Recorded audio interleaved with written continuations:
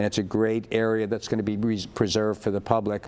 And then the Harbor Center, which is this Buffalo Sabres project, which will have a 200-room full-service hotel along with 2 ice skating pads, and will attract about 500,000 visitors a year. Wow. So if you add those 500,000 to the 1.2 million they get at the arena, to the 800,000 that we get, to the 500,000 that the Buffalo Bisons get, to the 1 million that the Erie Basin Marina gets, you can start to see that there's a real critical mass that's being established at the waterfront. That's wonderful. It sounds like there's a lot going on. It's a sea change. It is a sea change, and if people want to find out more about that, they can go to your website. Exactly. Canalsidebuffalo.com. It'll show them, actually, there's a great event calendar that shows them what's going on, an activity calendar for every single day, and there's something to do every day at Canalside. There really is. I mean, and you can go and look ahead if you know you're going to be there. Exactly. That's great. Well, thank you so much for being with us, Tom. It's my pleasure. I really appreciate it. My pleasure. Thank you. And we will be right back with more Aging is for Everyone.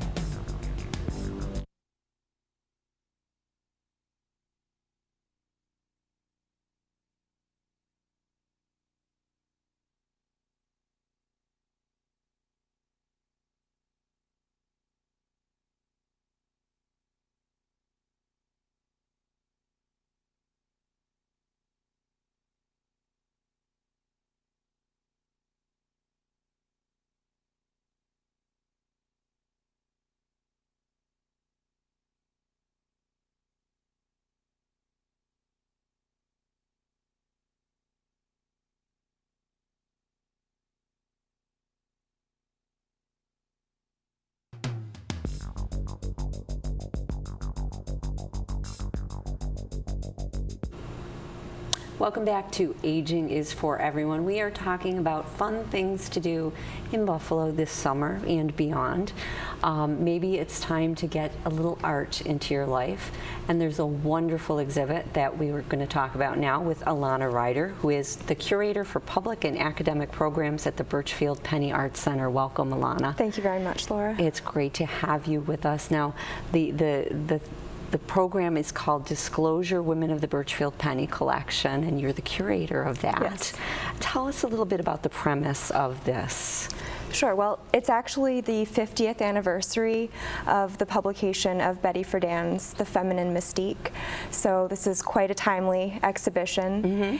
And for me, it was a journey into Western New York art, and I literally got to go into the storage vaults and look at 100 years of art from this community. And the overarching themes I found were motherhood, beauty, and labor. And I was particularly looking for works of art that kind of break the traditional understanding of these subjects. So, for example, there's one room where there are reclined nudes, beauty pageants, but also women reading and knitting. So looking at both inner and outer beauty. Wonderful, wonderful. And you mentioned the 50th anniversary of Betty Friedan's book. Why do you think that that's still relevant? Why are we still talking about, you know, the feminine mystique? Sure. Well, so many of the works of art I've been finding are, the issues are, it's the unfinished business of the 20th century that we still need to look to. And I think especially for young adults and children, this show is going to be a great chance to develop some visual literacy and be better equipped to look at our news and look at our magazines and understand our relationship with each other in the world. So what's new in this exhibit that maybe people haven't seen? Well, there's actually a kitchen table in the exhibition, and something that I think is pretty novel in a museum is that the visitors get to write the text that goes with the works of art. So there are different prompts, and people have been incredibly open and I think looking back into their past about memories of important women in their lives. And I do have one story if you'd like. So this is from an anonymous guest at the Burchfield, but he wrote, "My teacher in high school, Sandra Thomas, an English teacher, set up a desk for me in the book storage room. with notebooks, a jar of pens, a picture. I was allowed to read all the books and stay in there and write in private during my free period. She made me feel it was of value to write and make art and identify as a writer. I have not been able to find her to thank her, but thank you, Mrs. Thomas. I have published 4 books and edited another and teach at a university and give many readings. I can't thank you enough. That's wonderful. So it's definitely, it's bringing up, you know, memories and thoughts to people, and they're sharing them. Certainly. Yeah, yeah. Have you had a lot of feedback from visitors? Yes, each week we post new comments, and we've had feedback from marketing and PR people to lawyers, teachers. We had a comment from a 5-year-old this week, and it's just, I think it really enhances the experience to see how people before you and after you interpret the same work of art. Right, right. So where do you post the comments that people make? Do you post them alongside the pictures, or is there a special place where they're posted? Yes, we post them right in the galleries, and they will live on. All of these comment cards are going to live on in our archives, and so 50 years from now, 100 years from now, people will get to read what people in 2013 were thinking about these works. Right. Why do you think people should come out and see this exhibit? Well, for one thing, it's in the air conditioning, so come on down to the museum for that. Right. But in addition, I think this exhibition is a chance for you to start your own journey and become curious again about the human condition, what we think is the natural order, and also it's just going to a museum is a wonderful thing to do with multiple generations. It's a really special thing to share. Right. And how long did it take you to curate the exhibition?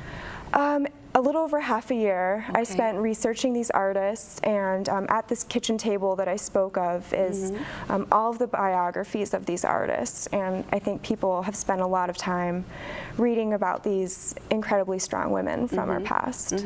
And are all the artists local Western New York artists, or are they beyond that? They all have some tie to Western New York. Yes. Yeah, I'm from the Burchfield Penney generally is some tie to Western New York, so they do have some kind of tie. Exactly. That's great.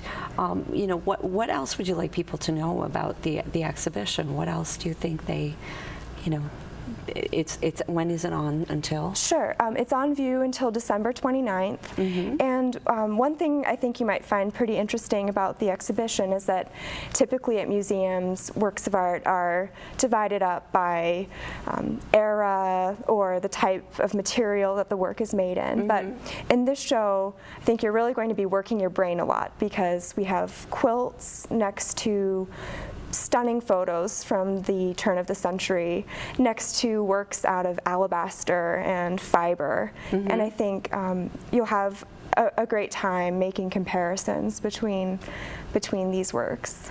Is there any works that people seem to gravitate more to than others, or have you noticed more comments on certain works than others? Sure. Well, we do have some just dynamite artists on view. There we have 2 Cindy Shermans on view, as well as we have Virginia Cuthbert, a Florence Julia Bach painting that was just conserved in the nick of time to be on view in the show. But there's really, it spans over 100 years, and I assure you'll find something that you connect to. Great, great. So people can find out more by going to the Burchfield Penney website? Yes, exactly. And they can find out when the exhibit is on view through the end of the year, pretty much. And we do have public tours on Thursdays, Saturdays, and Sundays at 2, if you'd like to go through with a guide. Great. Well, thank you so much for being with us, Alana. It sounds like a great exhibition. Thanks for your time. And hopefully some folks will get out there to see it. Thank you. Some more people. Thanks. Thanks. Thank you for being with us. We will see you next month for more Aging is for Everyone.